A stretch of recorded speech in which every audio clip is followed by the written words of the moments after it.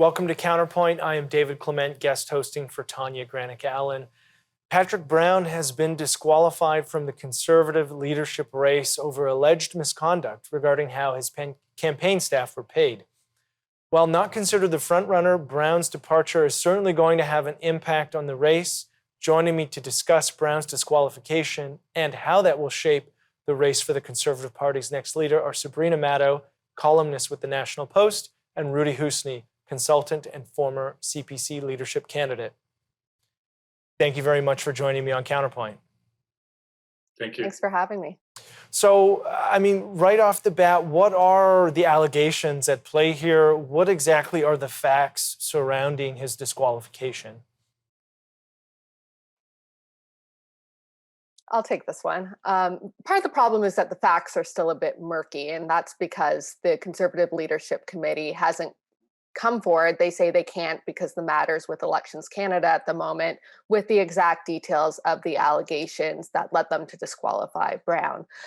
He was disqualified, apparently from what we know in media sources, because of concerns with his campaign finances. Particularly, it seems the allegation is that a private corporation or company was paying for the salary of one of his campaign staffers, and the arrangement might have been that the staffer was on the payroll of the company and was then volunteering while on company time with the Brown campaign. But again, a lot of these facts are disputed. There's a lot of theories out there, and the bottom line is the public just doesn't know, which is a big problem. And so, Rudy, you've been a leadership candidate yourself. If those allegations are in fact true, how big of a faux pas is that?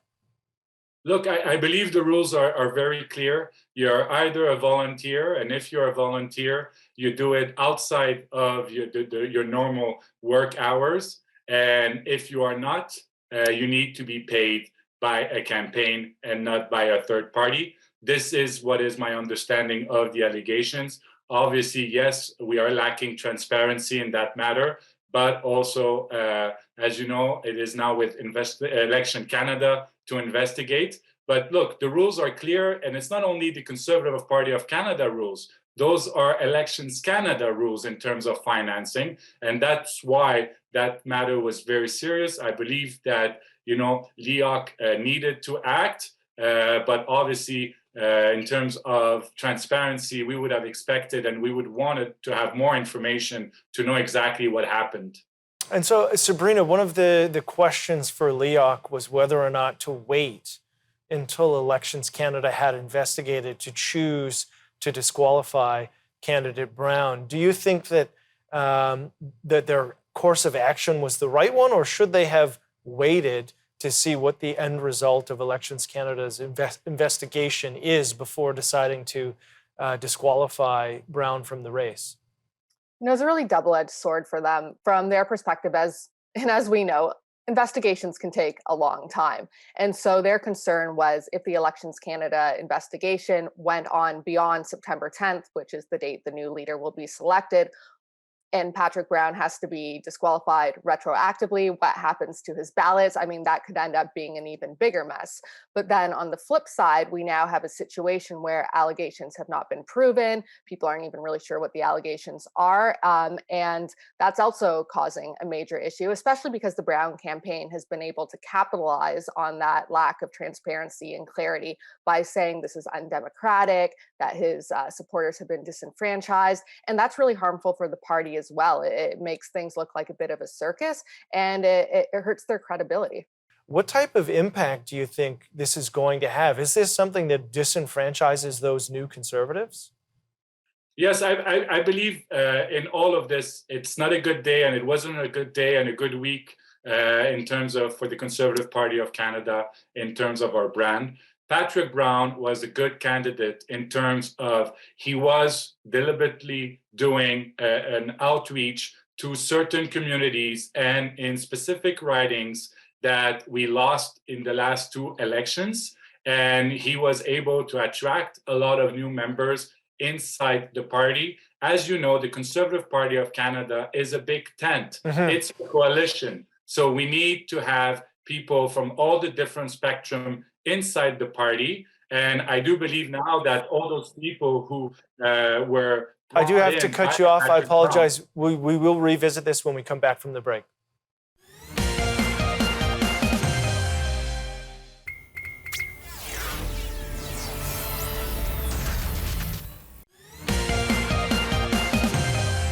And we're back on Counterpoint with Sabrina Maddeaux and Rudy Husny. Before the break, Rudy, you were talking about the disenfranchisement of those Brown voters, the importance of their voice, specifically in ridings that the Conservative Party has lost. If the campaign does go to Pierre, Brown has been very vocal in his opposition to Pierre Poilievre, so far as to say that he wouldn't run as a candidate if Mr. Poilievre is in fact the leader. What do you think happens to those 100,000 new members whom Mr. Brown has signed up if Poilievre does win the race? Look, first of all, the big question now is, are those people who wanted Patrick Brown in the race, are they going to vote? That's the number one question. Are they going to stay engaged in the leadership? The second question is, how much Jean Charest will be able to communicate and to keep those members in this race in terms of them casting a ballot. It's going to be difficult for Mr. Charest because, as you know, he was counting also on Mr. Brown to do half of the heavy lifting in a way. Now it's all up to the Charest team to continue and to communicate to those members. And yes, it's not a good day because we were very happy to see the number of more than 650,000 Canadians who paid the $15 to have a membership card, because it also sends a strong message to Justin Trudeau that there's people who wants a change, and it's only the Conservative Party of Canada who can deliver that change. So now the question is, what is going to happen? Are those people are going to continue to be involved? Are they going to support Mr. Charest or not? That will be the key question. And so, Sabrina, I mean, if I'm going back a few leadership elections when Kevin O'Leary dropped out and endorsed Maxime Bernier, at the time, many people thought that that was a done deal, that the combination of those two votes, those two voting blocks would secure the race for Mr. Bernier. And obviously that is not what happened. Do you see something similar here? Are there get out the vote concerns where it's possible that Jean Charest does not actually benefit in a serious way from Mr. Brown dropping out? I think it's very possible. Patrick Brown is known for being able to sign people up because of his personal connection with him. Very much his leadership was a cult of personality. And the question is whether Charest can come in and capitalize on that. Yes, both have moderate conservative policies, but at the same time, Jean Charest does not have the same, I would say, style of communication or the same sort of personality that Brown does. It would be really nice, I think, to actually see another conservative leadership debate to give voters who might be feeling disenfranchised because of this decision the opportunity to learn more and hear more from the other leaders before voting happens. And what would be the arguments, Sabrina, what would be the arguments against hosting another leadership debate? I mean, as a spectator or a viewer, you would assume that more exposure is a good thing, but is there resistance possibly from some of the campaigns still in the race?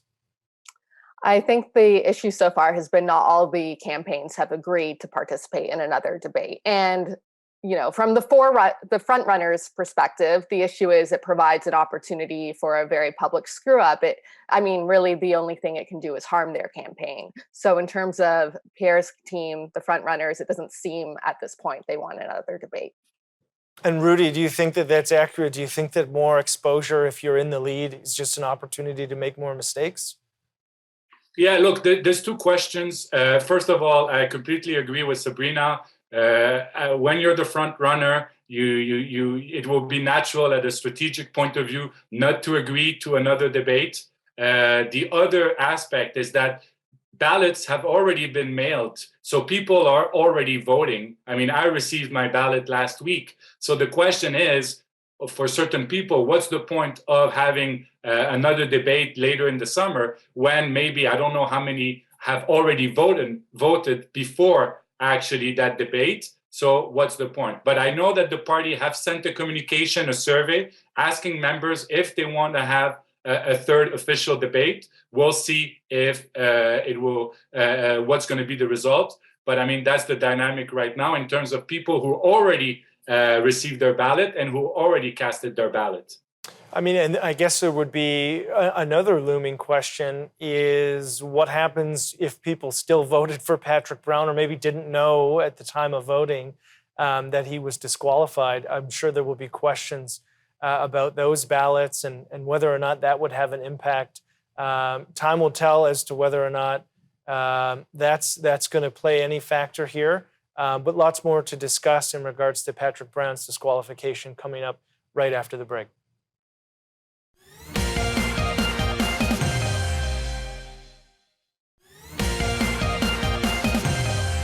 And we're back on Counterpoint. I'm joined by Sabrina Maddeaux and Rudy Husny.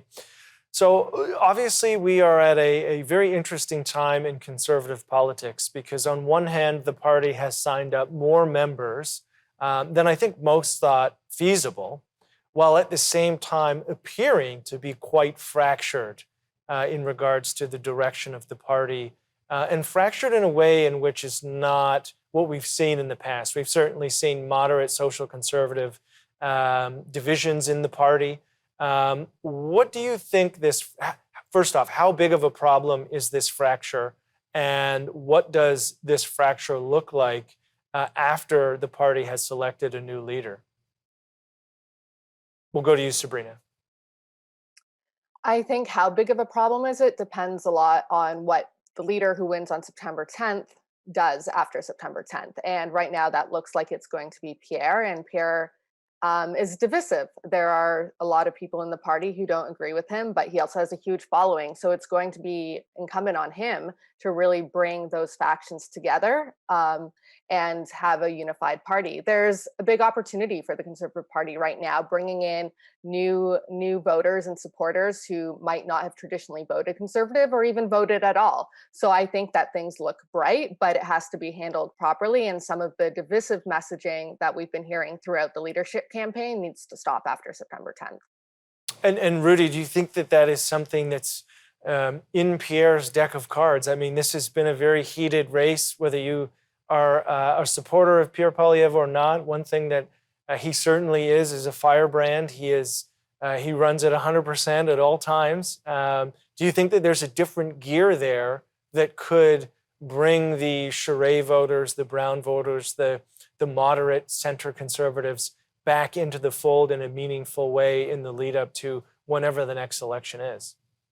Yes, I do believe that it's crucial because let's be frank, we've had two, and this is the third leadership race in the last 5 years. We conservatives have become experts at fighting each other. Neither Andrew Scheer nor Aaron O'Toole were able to actually bring everybody back. So now that will be the biggest challenge for if Pierre Poilievre is elected, that he will need to find a soft side, a team player side inside of him, and send a very strong message to everyone, to all the teams that were involved in the leadership race, that we are all working together the same way that Doug Ford did when he won the leadership versus Kristen Elliott. He was able to bring everybody, I believe it was a question of days, inside the war room and everybody working together.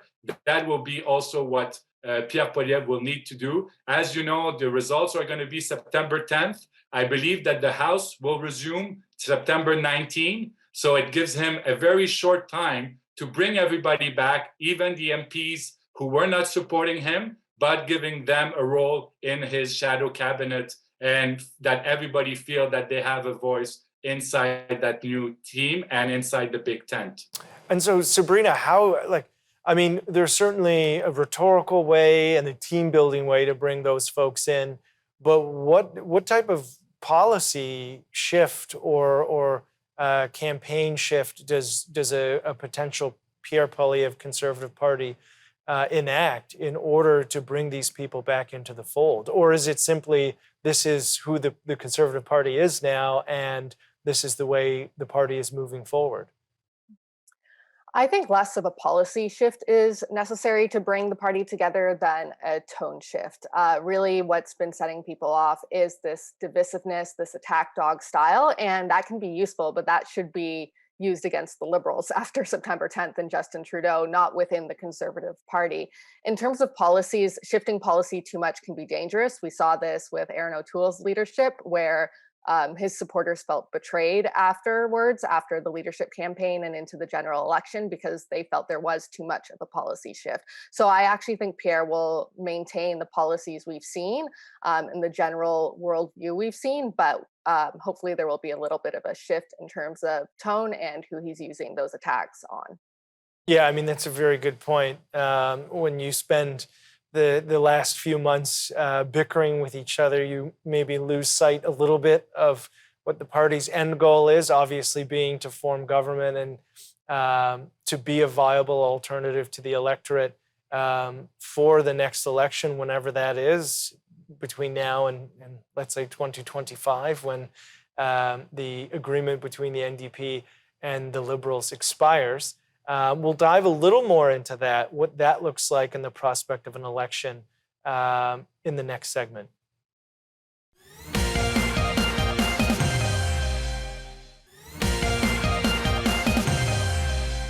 And we're back on Counterpoint. I'm joined by Sabrina Maddeaux and Rudy Husny. So the prospect of an election, we know that the NDP and Liberal agreement expires in 2025. There's nothing keeping it in place until then. And there are rumors on Twitter that the Trudeau government is probably looking at a much earlier election. It's all hearsay and forecasting right now. But what impact do you think that has on the prospect for the Conservative Party, regardless who the leader is, whether it be an election, let's say, within a year or that longer time frame? Is there a benefit to the party in either scenario? Sabrina, I'd love to hear your thoughts on if a quick election or an election further down the road is of most benefit for the party. The danger of a quicker election is, of course, that Pierre will have less time for the general public and general voters to get to know him. There will also be less time to organize for the general election, fundraise for the general election, especially when it comes to down ballot with MPs and candidates. There'll be less time for them to organize, which is, of course, crucial to winning. But on the upside, things aren't looking so good right now in terms of public sentiment about how Canada is doing, how the economy is doing, how the federal government's doing. We've seen, the chaos at the airports, the passport offices. Obviously, there's inflation. There's talk about a looming recession. There's a lot going on right now that could play into Pierre or any other Conservative leader's hands over the next year. And that would be the danger for the Trudeau government in calling an earlier election, is that the public's not too happy with them or what living in Canada looks like right now. Yeah, and Rudy, I'll pose this to you because this has been what's been theorized online, is that an earlier election benefits the Liberals because some of those issues that Sabrina has rightfully pointed out could be much worse in 2 years' time. Do you think that there's any accuracy to that? Look, let's be honest. We as Conservative, we need to reestablish our credentials in terms of the economy. Yes, things are not doing well in Canada right now. Interest rates are up, recessions. It's a question of not if, but when. So now we have to make sure that, and Canadians know that they can trust a Conservative government when it comes to, fixing the economy. So this is the message that we have to send to Canadians about reestablish our credentials. And we also have to poke at the NDP and the Liberal coalition. I don't understand how the NDP can still support this government with everything that is happening, chaos in airports and everything about the economy that is going on. We need, as Conservative, to poke a hole into that coalition. I wouldn't be afraid of an early election just because we have, and Canadians trust us when it comes to the economy. And I do believe that it's time for a Conservative government to come back and to clean the house. Yeah, I mean, you raise a very good point. It becomes increasingly harder to take the NDP at face value in their criticism of the Trudeau government while propping the Trudeau government up for a determined period of time. In the last minute and a half, because we did start with Patrick Brown, and he's recently just declared that he is running for mayor again. Do you think that that is what's left for Patrick Brown, is being mayor, or do you think that he'll have political ambitions continued beyond the mayor position in the city of Brampton? Well, I think Brown is the sort of politician who always will have grander ambitions, but it seems like for the foreseeable future, municipal politics in the city of Brampton, where he's been very popular and has a good track record, is where he'll be running. He just announced this week that he'll be running again for mayor of Brampton. And this could be good for the Conservative Party overall, because if he's focused on his mayoral campaign, he's not focused on sowing discord within the greater federal party, which can, help people focus more on September 10th and who the next leader will be. Yeah, it could provide an opportunity to take the tone of the campaign down a notch, which for anyone who has not appreciated the divisiveness of this leadership race would be welcome. That's for certain. Well, thank you both for joining me on Counterpoint. I really appreciate it. And I'll be sure to have you both back on in the future when we have a new Conservative leader. Thank you. Thank you. Well, September 10th is fast approaching. The Conservatives are set to pick a new leader. Patrick Brown is out of the race. What does that mean for the party moving forward? Only time will tell, but I think it's certain that it will have an impact on the campaign in general.